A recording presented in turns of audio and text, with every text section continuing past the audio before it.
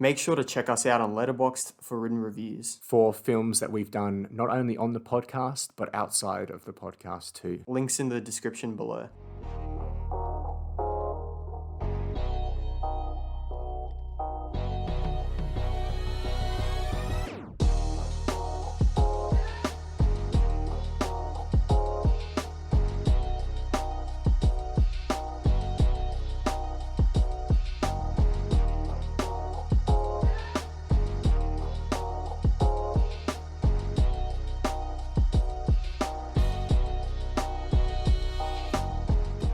Hello, everyone, and welcome back to the Rewatch podcast. My name is Samuel, My name is Jaden. and today we are taking a look at a recently released movie, unfortunately for us, which we saw last night at the cinemas.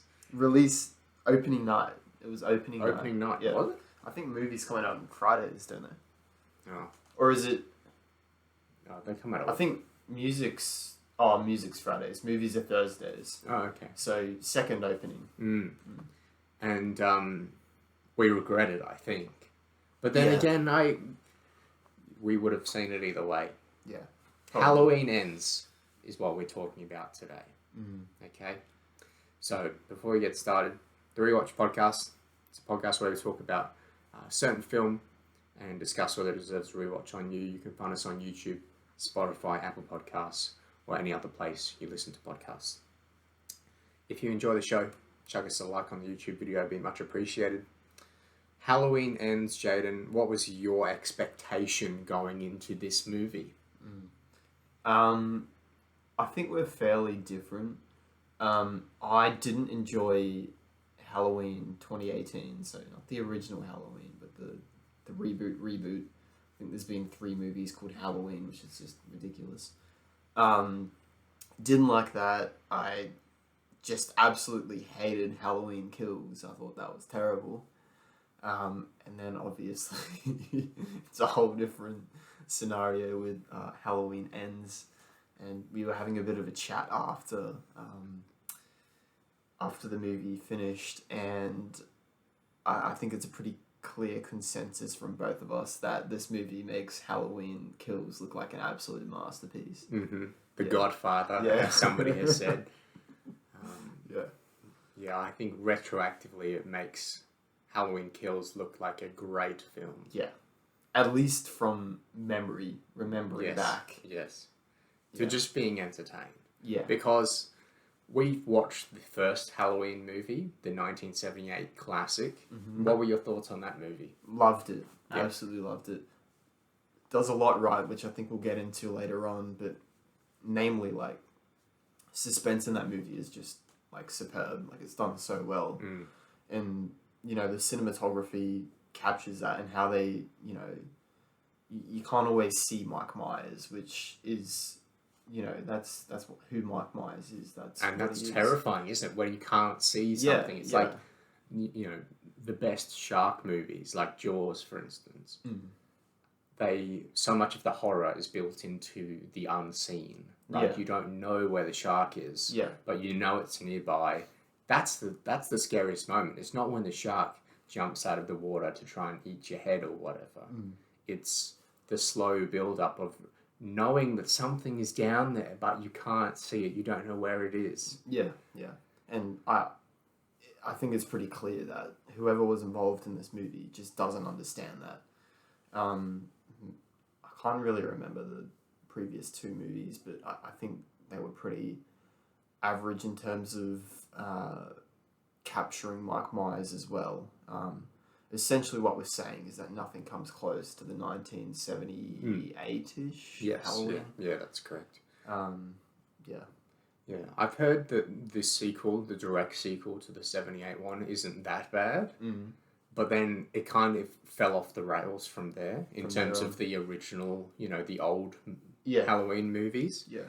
And it's a very complicated franchise. You know it's Halloween when you see an Instagram post from one of those film Instagram accounts which provides the timeline. Because you just think, oh, here we go again. Yeah, It must be time for another Halloween movie. Like, how many movies are there? So they've got, like, the original... There's like 13, I think. 13, 14. Which is ridiculous, right? Like, that's just absurd. That's, like, 4 separate trilogies. I mean, what movie franchise do you know that has 4 separate trilogies? And especially a franchise that's just very simple. Like, there isn't lore to this franchise. The only lore that exists is one day Michael Myers, when he was a kid, killed his brother or something. I think it was his sister. Yeah, and following that was sent to prison. Yeah. And then broke out of that prison and then went back to the house to terrorize people. Yeah. With a mask on. Yeah. And then that's about it. You know, he has a relationship with Laurie Strode, but that's only because she was the first person who really kind of fought back or she was the one that escaped, right? Yeah, she escaped. So this whole franchise is sort of dependent on that sort of relationship where he wants her best out of anyone because she was the one that got away. Yeah, it's like a hunter sort of being like, or like a predator being, I've killed all of these people, but there's this one thing that I can't get, and so I want that thing more than anything else. Exactly, yeah. That's about the extent to which there is lore for the Halloween franchise. It's very shallow beyond that. And so here we are 13 movies later. Yeah. And they finally put ends in the title. Yeah. I mean, I don't know if they've done it before. They probably have, to be honest. But let's hope this is the last one. Yes. And we, we joke about it a lot. Where we're like, okay, make no more movies. But if there was more Star Wars movies, I don't think we would be totally against that, right? Like another trilogy. If they get a good director, we'd probably be fine with it. But I don't want any more of these movies. Like, it's over. Just end it. Stop. He's already dead. It's done. Yeah. So that brings us... So you have that classic movie. Yeah. Released in 1978, which was phenomenal. Yeah. I enjoyed watching that so much. And I was also terrified. It's really scary. Really scary. I just remember how well certain shots were lit and how you could see Michael Myers in the shadows at some stages and how the camera would focus on a certain area so it makes you think that Michael's in that area even though you can't see him. Yep. And just the tension is just sky high for that entire film. Yep. I don't get that in this film at all. No. There's no tension whatsoever. Yep.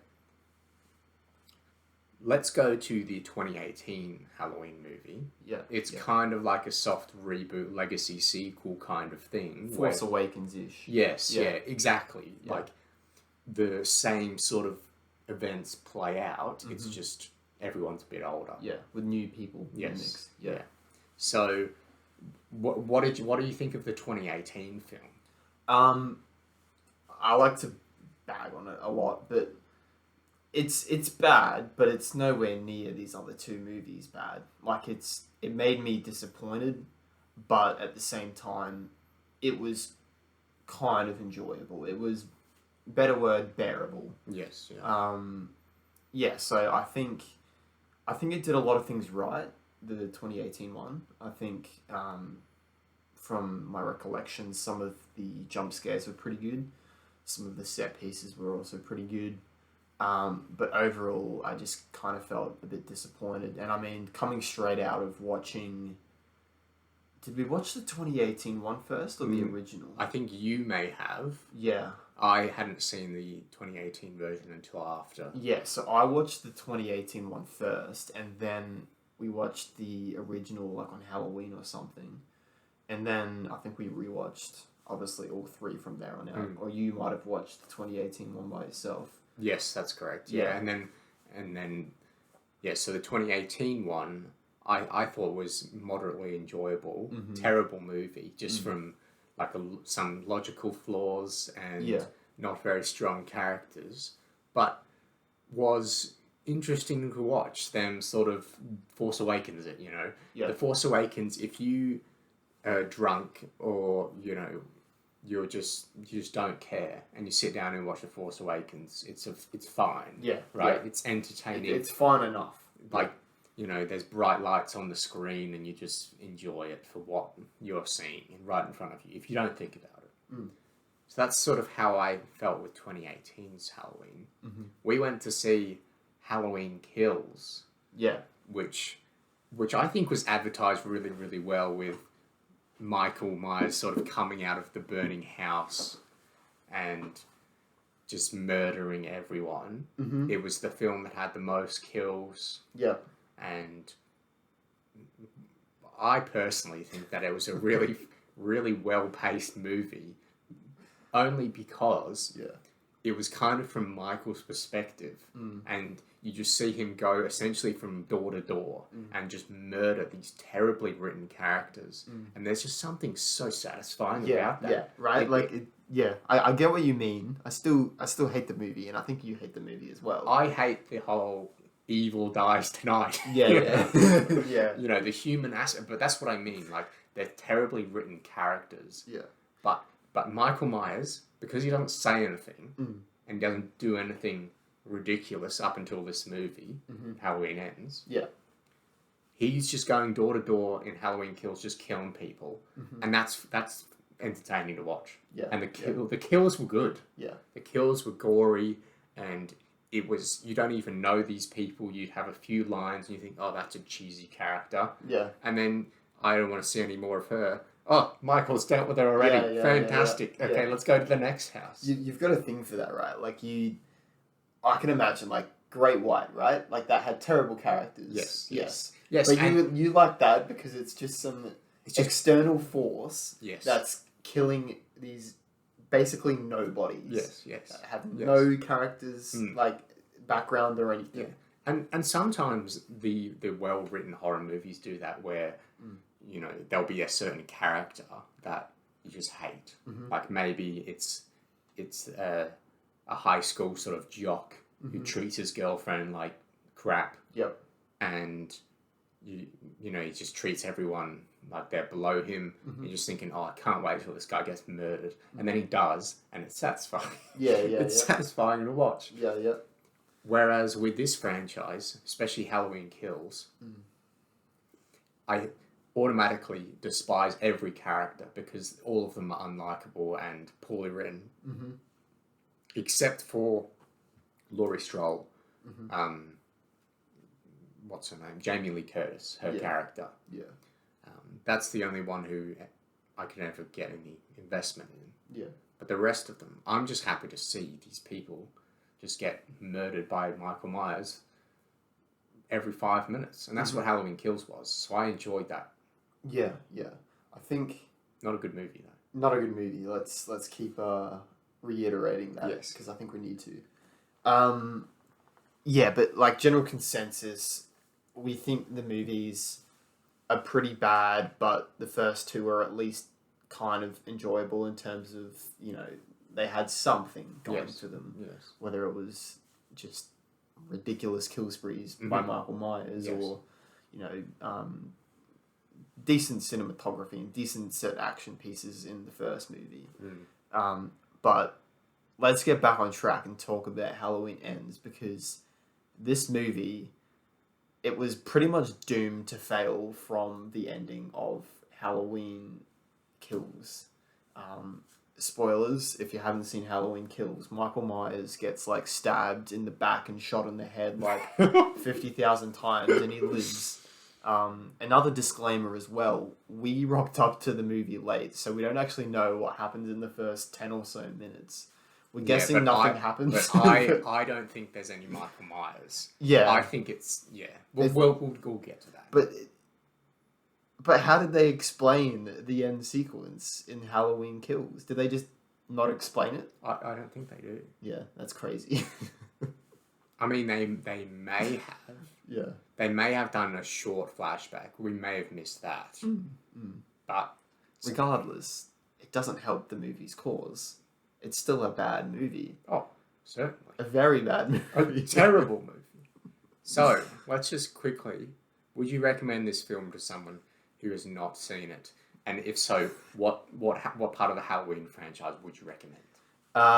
Don't watch this at all. Stay far away from this. Use a 10-foot pole if you have to.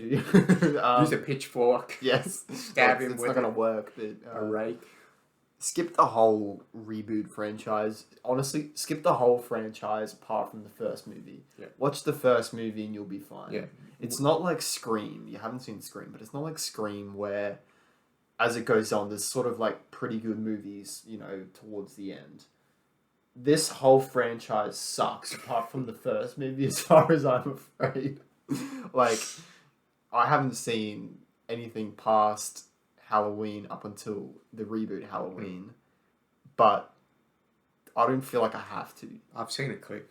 Yeah. Where, Go on. where I think it's the fourth one, or it's called Halloween H2O or something. They have No, it's not. really weird names. Halloween H2O. There is a movie called Halloween H2O, and Halloween Water. I've seen Laurie Strode whack Michael Myers' head off. Yeah. And his head comes off with the mask still on. So she has like a baseball bat or like a ratchet or something. Yeah. And she swings at his head Yeah. and just knocks it clean off like it's a baseball on a tee. Like just Count Dooku sort of head flying off. Yeah. Yeah. Just with a baseball bat. And he just knocks it off and you see like the head roll and his head's like in the mask and you see like his head and it looks like it's like a Barbie's head, you know how they have like a ball on the bottom and you just could just pop it off. That's what it looks like. It just goes whack. And So it's like really fake. So that's how Michael Myers died in like the fourth one or something. So they're not attached to like these movies, right? No. This is like the Halloween, the 2018 Halloween is like the direct sequel to the first movie. Yes. So it wipes out everything. Yeah. Like a clean, slate, like a fresh start. And they still managed to like screw it up. Yes. I can't believe this movie is called Halloween H2O. That's such a bad title. Halloween H2O 20 years later. So that's obviously Halloween 20, but that is just a horrendous title. That's kind Everyone calls it H2O, not H20, because the Americans say O instead of zero. I mean, you see H2O, you think of water, right? Like that's the chemical compound for like... Yes. I mean, H2O, isn't that like a mermaid show for little girls? I think it is. It's like a High School Musical, but it's mermaid sort of show. Jesus Christ. H2O, just add water is what it's called. It's kind of up there with the Lego Movie 2 Part 2, or the second part. In terms of dumb titles. That is just stupid. But I think that was outrageously like being stupid. Like I think that you was reckon? I think that was deliberate. The Lego franchise is like that. Anyway, so we're not recommending Halloween Ends to anyone who's seen it. If you're going to watch the Halloween franchise, first of all, watch it on Halloween and watch the first one and just treat it like Jaws, because Jaws there's like 4 sequels or whatever. Yeah. But you just watch the first one and then you don't progress further. You will be tempted. Well, will you? Yes, because the first one's such a good movie. Yeah. You think, oh, I would love to see more of that. Yeah. But you don't. And That's it. That's it. That's when we come into play and we say, don't watch any further. Yes. Okay. So you're not going to be rewatching this film then, obviously. No, never. Why would I ever watch this? All right, so let's progress to the cast and crew members of Halloween Ends, okay? So, Letterboxd, first of all, the plot synopsis for Halloween Ends is as follows. 4 years after the events of Halloween in 2018, Laurie has decided to liberate herself from fear and rage and embrace life. But when a young man is accused of killing a boy he was babysitting, it ignites a cascade of violence and terror that will force Laurie to finally confront the evil she can't control once and for all. Goodness me, I thought it was never going to end. Yeah, that's... Yeah. So the movie will have you believe that Jamie Lee Curtis is the protagonist because she is the top billed. Mm-hmm. What do you think about Jamie Lee Curtis in these movies as a whole, and then specifically in this film? Yeah, well, Jamie Lee Curtis is like the main character, right? Like you think Halloween, you think Mike Myers, Jamie Lee Curtis. Yeah. Like they're the two you know, it's the two forces that go against one another. It's Yeah. sort of like Star Wars. You think Luke Skywalker, Darth Vader, right? Yeah. But yeah, this movie just completely like subverts expectations in the worst possible way, and it's like, no, we want Drive 2011 drama with infant Jamie Lee Curtis, or reboot Jamie Lee Curtis and reboot Corey. Like, it's so horrendously bad. And obviously we can't say too much in non-spoiler territory, but just know that every character in this movie just sucks. They're just all bad. Speaking of characters that suck, Rowan Campbell plays Corey Cunningham, who is a new character who was introduced, which is referred to in the plot synopsis. He's the character who kills a child accidentally, and it's sort of paralleled with what Michael Myers did in the very first movie with his sister. What did you think about his character, without being too spoilery? Well, you raised this, right? Like, you shouldn't be introducing characters in the final movie. Well, you can. Let me rephrase that. You can, but you shouldn't be introducing characters with this level of importance in the final movie. Yes. Corey Cunningham. Why do you say that? Why do you say that? Well, there's not enough room to let them grow, right? Like, you need... If you're doing a trilogy, you need a few movies to develop characters. It's really hard to properly get an audience invested with a character and, you know, have all of the events that happen to them have any sort of emotional impact. In this scenario, since, you know, he's introduced at the start of the movie, we've really got 150 minutes to be able to get to know this guy and then, you know, feel any emotional impact, which is just impossible. They could have easily introduced this guy in the first movie. Easily. But it just kind of seems like they were running out of ideas. Like, because, I mean, you can't make a final Halloween movie with just Michael Myers and Jamie Lee Curtis going at it, because you can't fill that up, right? Like, there's not enough content to have that going. It's just going to be the same thing. He's just going around town killing people. Yeah. So they need some sort of other aspect to go along with it. And they just happened to choose the worst possible one they could. I won't explain it as spoilers, but if you stick around, then you'll hear our thoughts on this. What do you think about my favourite character in this movie? And don't take that as me saying that she's a good character. Oh, I know who you're going to say. Alison Nelson, who is the granddaughter of Laurie Strode. Alison's mother was killed at the end of Halloween Kills. Yeah. And so now she is like living with Laurie Strode, and she develops a sort of relationship with this Corey Cunningham new guy. I mean, this is an attractive actress, and I think that there was potential, and I think she was actually quite good in the previous movie, Halloween Kills. Yep. At just being kind of like a stand-in for a younger Laurie Strode, rather. Just being like a innocent young lady who is being terrified by this huge presence. Yeah. And you just want her to succeed just because she's young and she looks innocent and, you know, you just want her to get away. Yeah. Right? She seems likable enough. In this movie, it's outrageous what they do with her character. Yeah. It is outrageous because we're sort of led to believe that this story sets or takes place over a few days leading up to Halloween. And in the space of literally 2 or 3 days, she goes from being sort of a recluse and not wanting to develop friendships or relationships. She likes to be a bit of a loner. She just wants to stay at home with her grandma.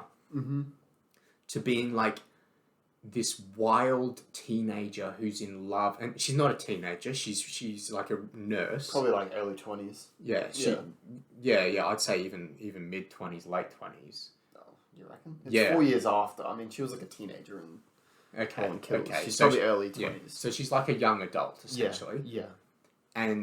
But she's acting like a 16-year-old character from Twilight. Like, Yeah. you know what I mean? Yeah. She's after the rebellious boy, who she should not be after. She should be seeing all of the warning signs that this guy is insane. I think there's one word to explain this, and we both know what the word is, and you guys probably know what the word is. So Starts with an S. It starts with a H. You know? No. Well, I'm not gonna say it. But let's just say that she was like oh no, okay. sexually what I was trying to say was the same thing. You mean like Okay. she's trying to come onto this guy very quickly, Mm-hmm. and it just makes her look. It just takes away the innocence of the character because she meets this kid who she knows, accidentally or not, killed a child, and so it's going to be incredibly scarred by that. Mm-hmm. But it's almost like from the moment she looks at him that she like wants to like run away with him straight away. Yeah.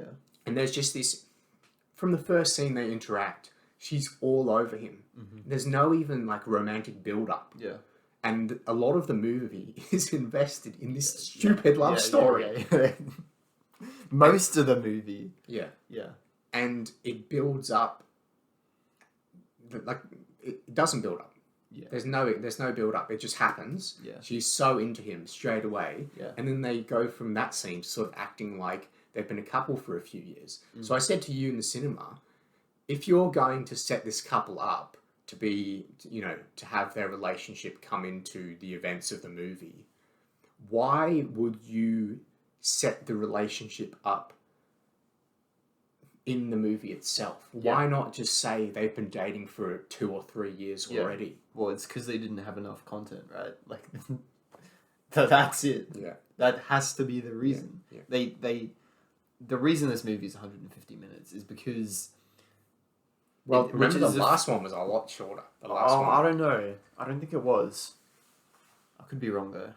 But regardless, like 150 minutes nowadays. 105 minutes the last one it was. Oh my god. That's... See, yes. So, because that one was really short, lots of killing, over. Oh no, sorry, it wasn't 150. 150 is like over 2 hours. Yeah, no, this is 110. So the previous movie was 6-7 minutes shorter. Yeah, okay. Well, which you do feel like this is still a very short length, right?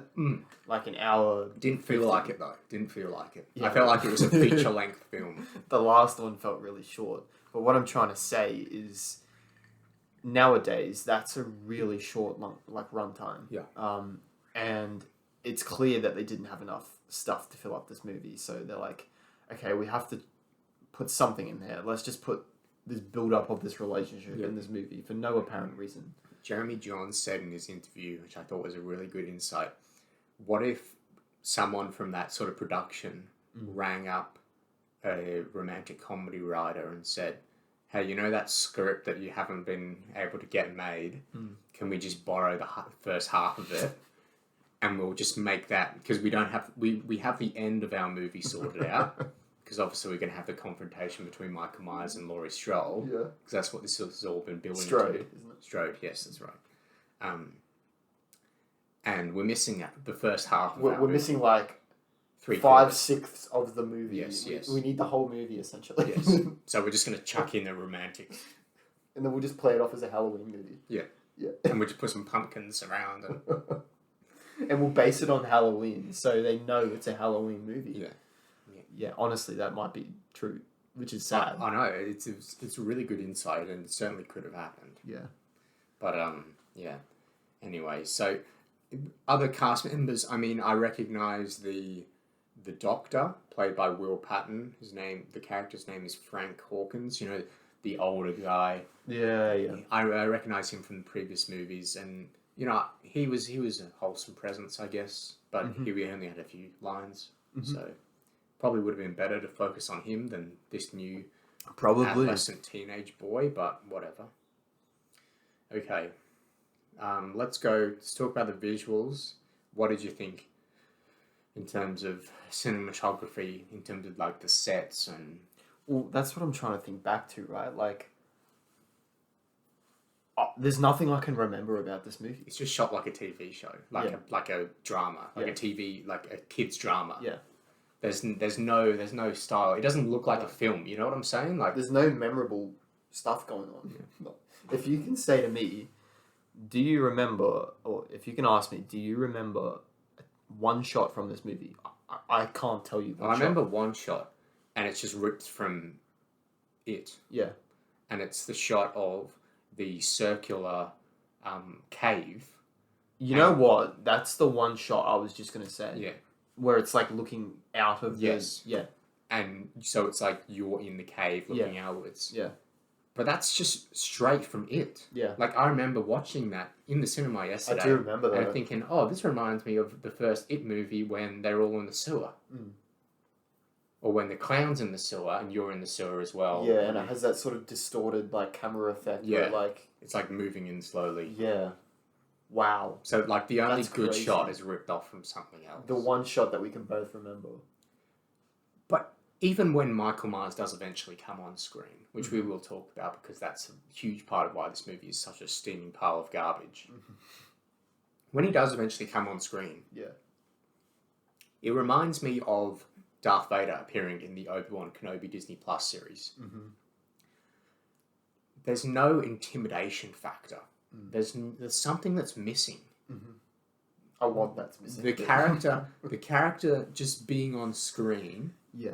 Had such an intimidating presence, even in the last movie, Halloween Kills, and the previous Halloween 2018.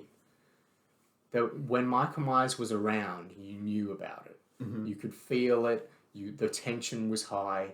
Whereas when this Michael Myers shows up, there's no tension at all. Mm. And so it just reminds me of Darth Vader in the Obi-Wan Kenobi series, because Darth Vader is such a menacing presence, and something about the Kenobi series just made him look like just not as intimidating. Like I wasn't tense when he came on screen, and I was the same watching Michael Myers. Yeah. I wasn't scared at all, Yeah. except for a few really cheap jump scares, which I'm getting sick and tired of in the horror I genre. am, man. We watched Smile the other day. It's really starting to get to me. Like, it's just cheap stuff. It's just them closing a cabinet and a jump cut. Yeah. It's like, we can't predict that. Well, first of all, jump scares shouldn't be predictable, but they shouldn't be predictable in the way that it's unique and authentic, and it's not cheap. Every jump scare in this movie was cheap. There was like not a good jump scare. And I was terrified because it's like, oh my god, I don't know when something's going to happen. I don't know when someone's going to put on a jug and it's going to make a loud noise. You can't predict that. Right at the start of the film, a character walks out of the house and it's all quiet. So they cut the sound. You're thinking, oh, here we go. We're going to get a jump scare. Yeah. He's going to pop out of the trees or something. Yeah. And then it just smash cuts to somebody like closing a door or opening a fridge or putting some coffee down on the roaster or whatever. It's just stupid. It's cheap and it's just lazy. Yeah. Honestly, like, it's just bad writing. And that's the only thing that makes this a quote-unquote horror film for the first hour or so. Because it's not scary. Yeah. Like, what on earth were they thinking? It's supposed to be a horror slasher film. You go into it with a certain expectation that you're not going to be subjected to an hour of teenage romance. But you are. Yes. Should we enter spoiler territory? Well, let's talk about the sound, and we touched on the sound just then. But what did you think of the score? You can't go wrong. I mean, it's John Carpenter's like original score. That's the only score they ever used. Yeah. So it's a good score, but I mean, we can't give this movie credit for that, right? Like, absolutely. Yeah.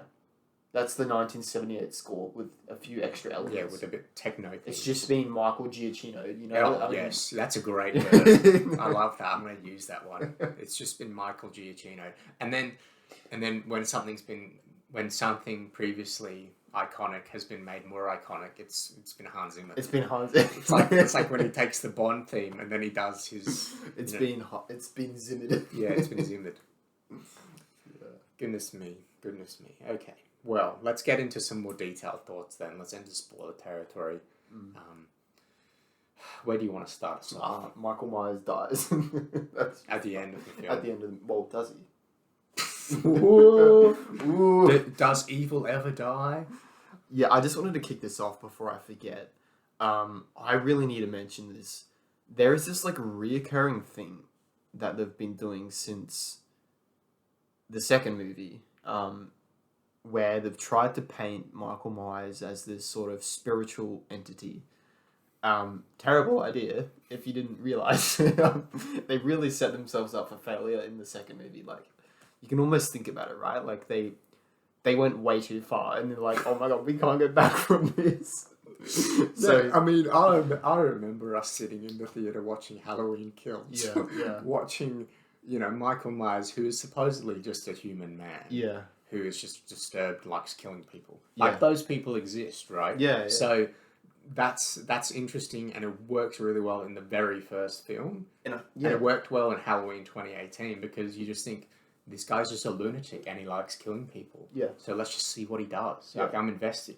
Yeah. Whereas in Halloween Kills, he gets, as you said, like shot 27 times in the face, and then he gets stabbed with a huge pitchfork. Yeah. Like, I remember that distinctly. And right at the end of the film, and then he gets beaten up by everyone in the town and everything. Like, and then he just gets up. He always just gets up. And we don't know what happened to him. Yeah. As far as... Yeah, and we don't know what happened to him from the last time. That might be on us for missing the first 10 minutes, but at the same time... But I think he disappeared at the end of Halloween Kills. I think we're forgetting that. Yeah, I can't remember. I think he probably did. It's just a forgettable. I reckon the police showed up or whatever, and then he's gone. Oh, you know what? That might have happened. Yeah. And then he, went into it territory and went into the sewers. And if we were wrong, what we just said would be a better way to end it. Yeah.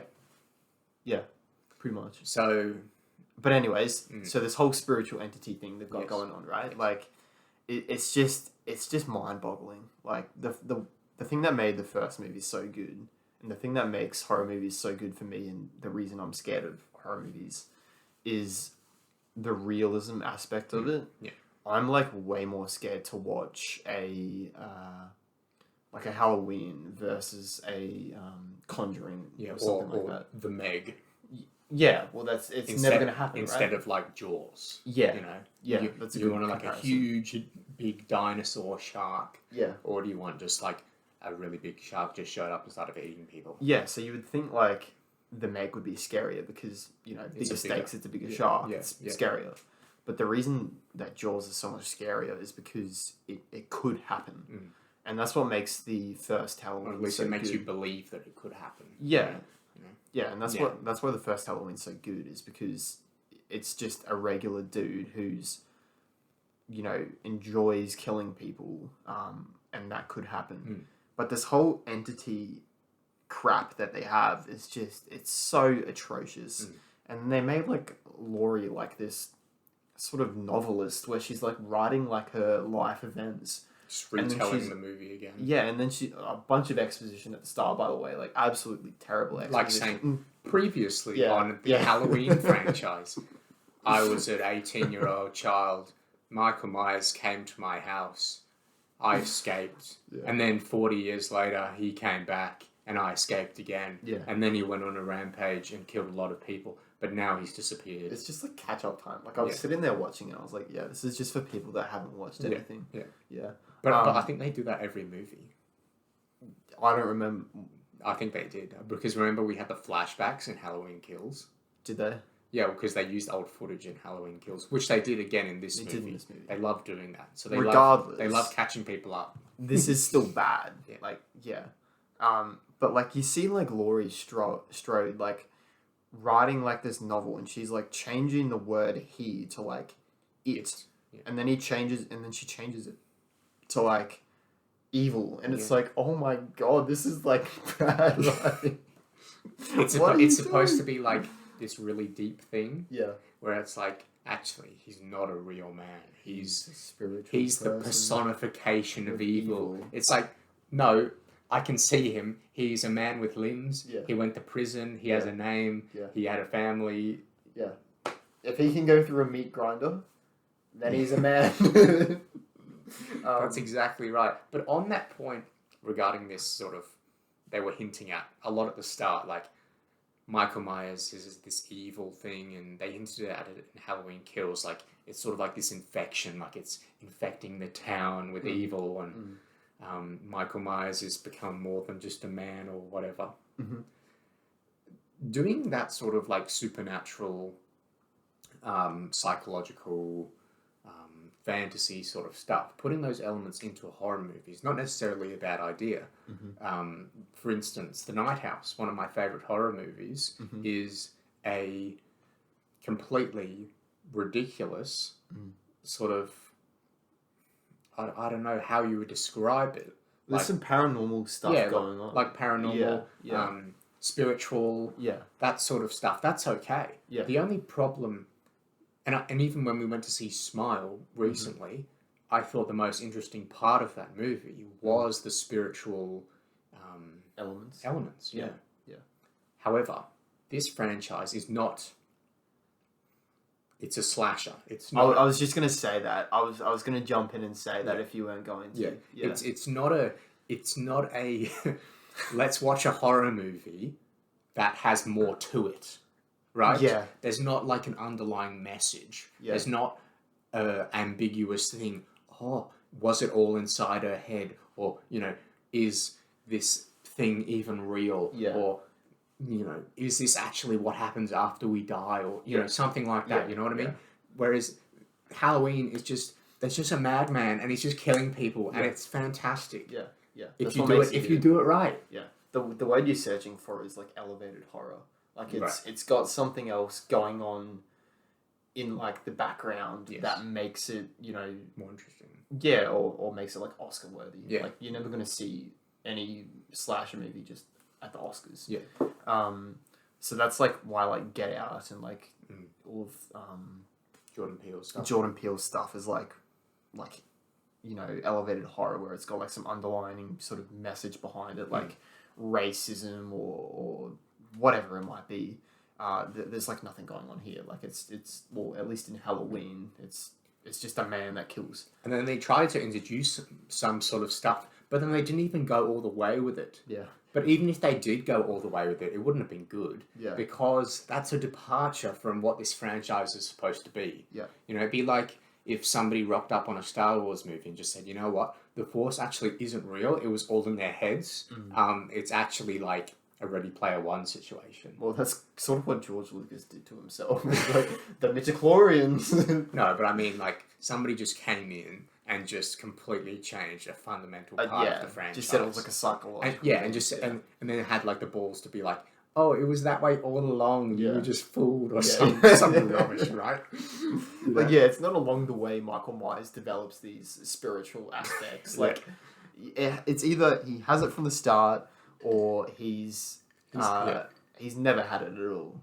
You don't develop these things. He doesn't turn into an entity along the way. That's just rubbish. Like he's either a man or he's this evil spirit. Evil. And if you wanted to make Michael Myers an evil spirit, that's fine.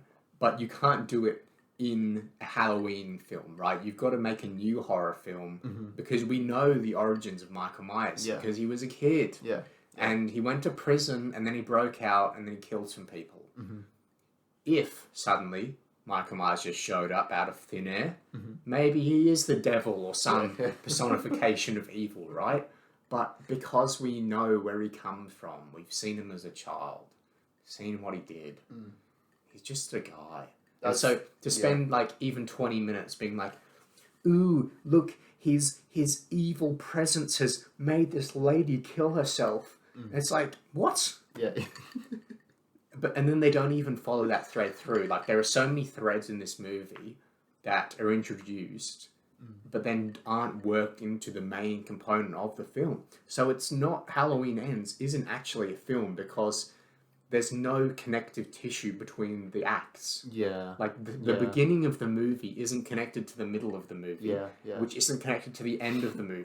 It's just it's just separate just stuff scenes. going. It's just stuff. And then it's just like a series of people talking and people dying every now and then, and then some connective tissue between the characters, and then the credits roll. Yeah.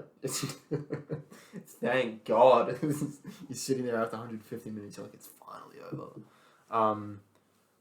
Yeah, I also wanted to have a chat about how Michael Myers is portrayed as this mentor in the movie. That's not who Michael Myers is, right? Like he's like a soul sort of like dude. He's an individual, independent dude who wants to do his own stuff. And then good old Corey comes along and he's Falls into his cave. Falls into a cave, and you get some homeless man exposition where he's like, "Why did he save you?" But we still don't really know why he saved him. Why does that homeless man hang around if he knows Michael Myers is in that cave? Yeah, he just wants a friend. Who knows? But what I'm saying is that Michael Myers takes Mr. Corey under his wing, and he essentially trains him. You know, he's like, I'm going to show you my ways. I'm going to show you how when I kill people, it heals me. You can see my wounds. Because they clearly did that, right? Yeah. It's just so bad. And it's just not who Michael Myers is. Like, I would get if killing somebody healed, like, an emotional like, it makes you feel like yes, good. Like, makes you feel like you have this power and that you can fight through the pain or whatever. What we just said was, like, really sus. Like, disclaimer, we don't think that killing someone makes you feel good. Of course. We're talking about fictional people. Well, we're talking about Michael Myers here. And this guy likes killing, so maybe the reason... Because he obviously feels good when he does it, right? Otherwise he wouldn't do it. Yeah. So, if you were to say, okay, he kills somebody and he feels so good that he just doesn't really care about the pain that he's feeling anymore. It's like overshadowed by this feeling of pride or it would have worked better. Yeah. Like, so much better. Yeah. But no, it's like a physical thing. Like, it heals his body. Yeah, so Corey gets spared, and then for some reason he gets, like, possessed by Michael Myers. I don't know. And then he has his own clown mask. And then he's like, nah, screw that. I want a better mask. And then So he literally just goes into the cave and just beats up Michael Myers. Which isn't possible. I mean, we already know Michael Myers is like an unstoppable force from the first movie, right? Like, he's this strong dude. Yeah, he's really strong. Really strong, really tall, really aggressive that you can't just, like, go up to and steal his mask. But he does it anyway, and then he's, like, crawling through the tunnel, and you think Michael Myers is going to grab him, which would make sense, but no, he lets him get away. What would have worked better there, I think, is you see the Corey guy go into the cave, and Michael Myers is standing there, and Corey just, like, looks at him, and he's like, I want the mask, I want to feel that power, or whatever. Yeah. And then Michael just gives it to him. Because then you see that, oh, maybe Michael Myers is, like, able to, you know, think of another person's feelings or whatever. Be, like, sympathetic. Yes. Empathetic. See himself in this person, which he clearly does. They just didn't illustrate that well enough. Yeah. And he gives the mask. Yeah. Because they clearly were doing, like, oh, the mantle of Michael Myers is going to be passed on to this kid. Because we need more movies. Yes, exactly. So I was thinking, oh gosh, here we go. And so it would have been better if he just gave the mask to the kid, and then at some stage just wanted it back. And so he just killed him or whatever. Yeah. Can I give myself some credit here? I think right from the start of the movie, when this new dude showed up, I was like, yeah, that's Michael Myers. And I knew straight away, because it's like you don't introduce a new character in the final movie and he's just some side goon who no one cares about, right? He's wearing a blue jumpsuit. Of course he's going to be Michael Myers. You make him a mechanic. It's like, could you be more obvious? Yeah, so that kind of just ruined the whole movie for me. I was like, yeah, I know this dude's going to become evil. You've set up his origin in the first 10 minutes where he kills a child. It's the same thing that happened with Michael Myers. It's just Michael Myers V2, but just nowhere near as daunting. Yeah. And that's the thing that we're talking about, right? Like, there's just various scenes throughout this movie where you see Michael Myers walking up to a radio station building, and you just see him get out of the car and then walk into the building. Yeah, that's not how you film Michael Myers. Yeah. And it amazes me because I think the other movies, even directed by this guy, did it better. Like, did the suspense better. Yeah. Yeah. Show Michael Myers in the reflection of a window for a brief second, and then he disappears. Yeah. And then you just fixated on the person he's about to kill, go out about their day, open some cupboards, walk into a dark area, and then you think, oh, is Michael going to be there? Is he going to be there? But in this, it's just like, okay, so Michael, he drives the car, and then he gets out, and then he walks up, and then you see him in the mirror, and he's going to murder the dude. And it's like, what? Yeah. Like, that's not horrific. That's not horrific to watch. Yeah. It's not scary.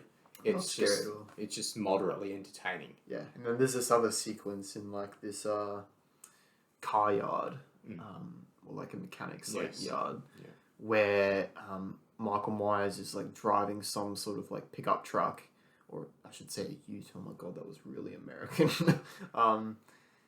And you just see him like set up like all of the events. Like you see him like planning it. Like he gets into the car and then he's like in the shadows, and it's like, am I meant to be scared? Like this is a horror movie. It's just I'm still lost for words about how terrible the writing is in this, and I think it's honestly some of the worst I've seen.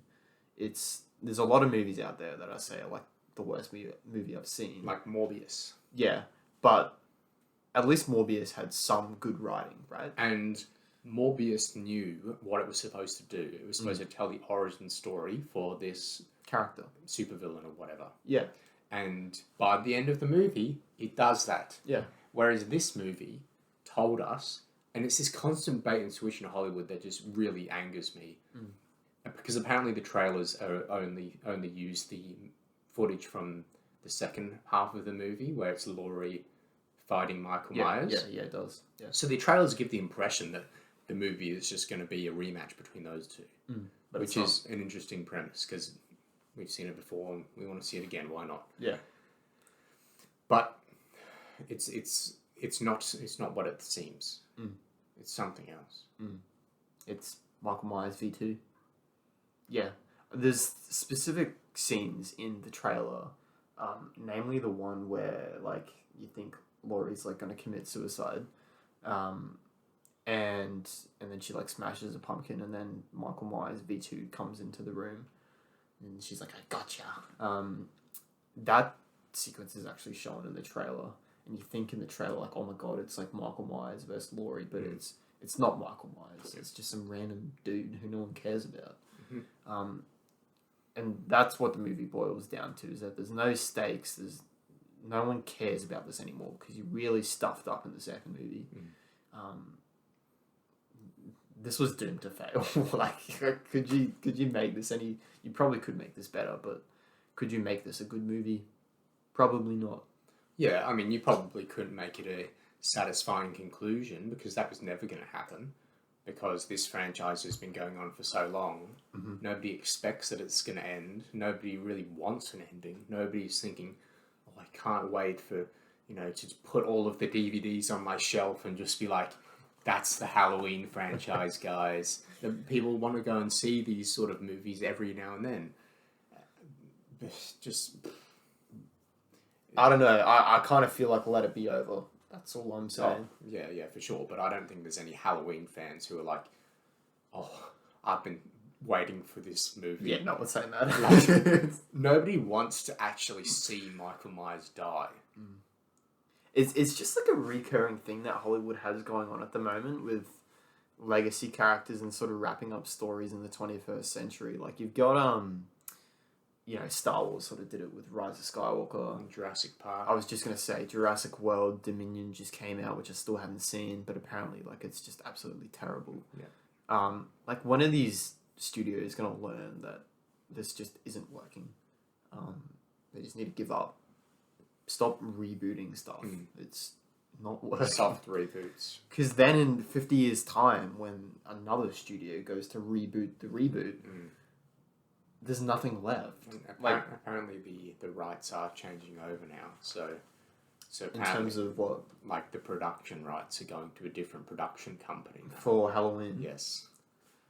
So if the director of this movie says this is the end, well, it's not his decision now because it's going to go to a different production company. The fact that the rights are even going somewhere just alludes to the fact that someone wants to continue it. Like, great. Yeah. That was a sarcastic grade, by the way. Yeah, I don't think somebody's going to acquire the rights so that they can put the franchise to rest and just make like collector's edition DVDs or whatever. I would. If you were a super fan of Halloween and you're a billionaire, maybe you would consider it. Yeah. You're just like, please. Just let it be over. Like, if I was a billionaire and like I was in a position to buy Star Wars after The Last Jedi, I would be like, okay, I bought it. Yeah. Now either scrap it or nothing gets made anymore. So maybe something like that's going to happen, but if I can't get a good movie, no one gets any movies. Unlikely to happen. But this movie was just a disaster, and it's almost impressive how at every single turn it made the wrong decision. Mm-hmm. And it's even more impressive that they did that because so many other studios have made movies like this and have had these results. Yeah, and they just don't learn. Like the bait and switch, common thing that you should not do. We see it all the time. Star Wars, Lord of the Rings show, all of these like beloved franchises, like all the Marvel shows. That you think it's going to be, or it's advertised as something that you like. Oh, Harrison Ford is coming back. Oh, Luke Skywalker's coming back. I like those characters. I'm sure it's going to be really good. Oh, it's actually a movie about space gambling with Rose Tico. Like, you know what I mean? Like, it's this common trait where Hollywood thinks, oh, we actually want the Lord of the Rings fans to watch the show. Yeah. So we're going to put Elrond in. We're going to put Galadriel in. We're going to buy the rights because we really want a valuable property because we know the fans are going to show up for it. But then, when it comes to actually making the show, they just make every single decision that you shouldn't be making, and which is impressive. To piss off the fans. It's like the whole reason why you wanted to make this film or TV show or buy this property is for the fans that are attached to it. Yep. They wanted to make a Halloween trilogy because they knew people would show up to Halloween trilogies. Yeah. But they screwed it up. But then they didn't even make... This isn't a Halloween film. Yeah. Like, this has nothing to do with this season, like Halloween. This is like Twilight. It's got nothing to do with Michael Myers. Yeah. It's got nothing from the original sort of scent of the first film. Yeah, it's just horrendous. It's not even a blatant copy. No. The 2018 one was like a blatant copy. Yeah. Which is kind of why it worked, The Force Awakens kind of works because it's just a rip-off of A New Hope. It's like, what's the safest thing we can do right now is just copy the movie. Yeah. But Halloween's Ends is just... I can't even pick a word to describe it because it's just horrendous. Maybe that's the word, horrendous. I just wanted to say this. There are 4 movies that I've seen this year that I have given an F rating to, including this. I'm just going to throw it out there. This is an F. This movie just sucks. Is that our lowest ranking? The lowest ranking is an F. So okay. It goes from a D- to an F. I will join you on the F. Great. I'm happy with those. I've seen Morbius, which I gave an F. Yes, that's justified. I've seen The Ice Age Adventures of Buck Wild, which is I haven't seen that one. That movie is like so bad, but I put it above this. Right. There is one movie that I've put that's lower than this. It's called Trainwreck, Woodstock 99, and I think I've talked to you about this. Oh, the documentary. I was so offended by this that I just had to put it last. So it's a documentary that like misconstrues history, essentially. Yeah. That's why it's deserving of the last place. Yeah, so it's fundamentally wrong. Yeah, but in terms of a movie that I've seen, this is the worst movie I've seen in a long time. Yes. A very, very long time. The only movie that I think is worse that I've seen from my entire life rather, is there's this like superhero movie, teenage superhero movie that I watched. Is it called The New Mutants? No, but it's in that same sort of vein. It's like, oh God, we have discussed it previously. It would have come out in 2018, and it was just terrible. I think I have reviewed it on my Letterboxd. Okay, so while you find that, I'm just going to talk about some movies that I've seen that I think are better than this, and you guys might be surprised. Wonder Woman 1984 is a better movie. Really? Yeah, it's a better movie. The original Justice League is a better movie than this, the 2017 one. A New Mutants, better movie. No, I wouldn't put Justice League above this. I would. I would. I know you might not, but I would. It's called The Darkest Minds, okay? I think I've... So, yeah. So, 2.6 it's rated, but here's the plot synopsis. It's like a bad Hunger Games New Mutants ripoff, right? Oh, God. Combined. So, after a disease kills 98% of America's children, the surviving 2% develop superpowers and are placed in internment camps. A 16-year-old girl escapes her camp and joins a group of other teens on the run from the government. That's it. That's the plot synopsis. It just sounds shit. Like, why would anyone make a movie out of that, you know? So I gave that half a star. The most popular reviews are 1 star, 1 star. So that's the only other movie that I would put on the same sort of spectrum, along with things like Birds of Prey. Birds of Prey is so much better. Birds of Prey. The Emoji Movie's better than this. Let that be known. This movie was really, really bad, guys. I watched this movie called Life with Robert Pattinson. Is that where he pets a cow? that is your most iconic review. Is Robert Pattinson pets a cow? And it was the best part of the movie. Yeah. And Dane DeHaan's performance was better in The Amazing Spider-Man 2. That's my review. But yes, I gave that half a star as well. So that's sort of on the that's its company. You know, those movies. Yeah. Well, I haven't seen those two movies, but from the synopsises, I can imagine that it's about on the same wavelength. Yeah. So we give Fs across the board. In terms of the music segment, I guess we just put in the main theme. We may as well just put the 1978 one. It's just the same thing. It is kind of cheating, but let's say for the sake of our playlist overall, let's put the 1978. Let's put the 1978 one. Because you don't want to be listening to our playlist and have the Halloween Ends one pop up when you could be listening to just the normal Halloween one. Yeah. Unless we do revisit Halloween, but we discussed it quite a lot in this episode. So I think there's a lot more that we probably could touch on. There are so many other things. You can make a 6-hour video just going scene by scene and just because the scenes themselves don't work, the acting doesn't work, the lines execution is terrible. I remember you saying in the cinema every now and then a character would say a line and you said oh, that line delivery was rough, or that line delivery was bad. You know. Yeah. That's the story with the entire movie. It's just so predictable, man. Even Michael Myers, who didn't say any lines, gave a worse performance in this than he did in the previous movie. Yeah, how can a dude that doesn't talk give a worse performance, right? Just shocking. They just portray him in, you can't let your unstoppable force get beat up by a teenage boy. Imagine if Darth Vader got beat up by a teenage boy in Empire Strikes Back. Should we publicly shame the writing team? Yes. I think they deserve to be shamed for this. Because the director of this movie actually wrote it as well. So it's not just a case of some poor director wanting to do his best with a terrible script. He did the script. He wrote this thing. I just saw a review from one of my most trusted sources and he gave it a 4-star. That's going to be an interesting read.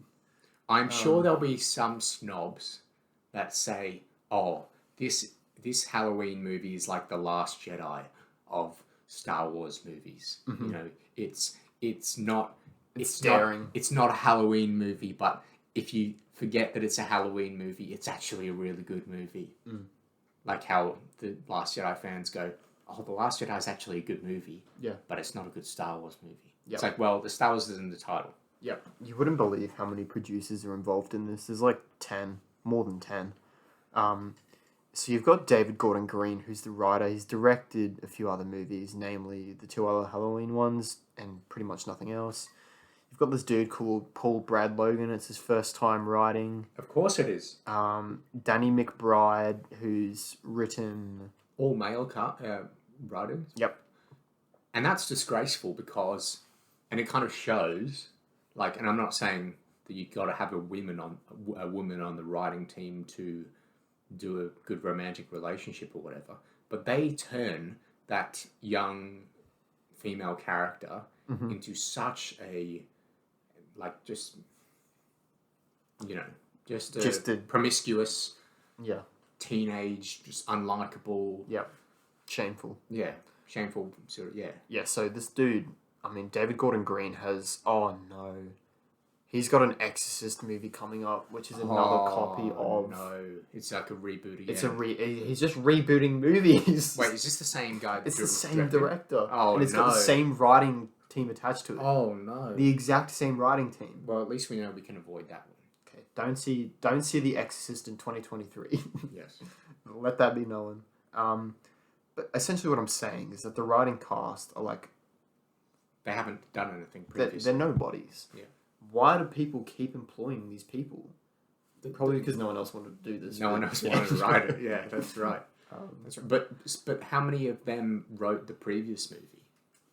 I think they've all... No, sorry, one of them. One of them. Well, David Gordon Green, who's the director, and then one other dude. And then the other two are just... So there's two... There's 2 people. That didn't write the previous one. That contributed to the writing of this. Yep. That's just... And then, what is wrong with the world? You got Michael Giacchino directing movies now. He can't even do composing well, and now they're letting him direct stuff. God damn it! And he did the composing as well, because of course he did. Yeah. Michael Giacchino doesn't let anyone else do any composing. He's so greedy. We don't even know this guy. We just have a hatred for him. I think he's a greedy person. Like, why? I don't like Danny Elfman. Yeah, Danny Elfman. I don't know much about Michael Giacchino. I just like to bash on him because I think it's funny. I think his scores are terrible. He's done some good stuff, but he's done a lot of bad stuff as well. Yeah, but he does everything. Yeah. He directs. He's now directing Marvel stuff. If there's a Marvel movie, you can essentially flip a coin, and whether it's going to be Michael Giacchino or like 10 other random composers that nobody cares about. Like every single movie, whether it's a Spider-Man movie, whether it's in a Captain America movie, whether it's an Avengers movie, just fucking flip the coin. It's gonna be Michael Giacchino every time. You know, it's like the Two-Face coin where it's like heads or heads. It's gonna be Michael Giacchino. Yeah. That's a good meme. Yeah. That's a good meme. Yeah, flip the coin. It's gonna be Michael Giacchino every fucking time. I think that's a good place to leave it. Don't see the movie. It's an absolute abomination. Don't see any Michael Giacchino scores. Just avoid them. Maybe just wipe Michael Giacchino from that playlist. Exterminate.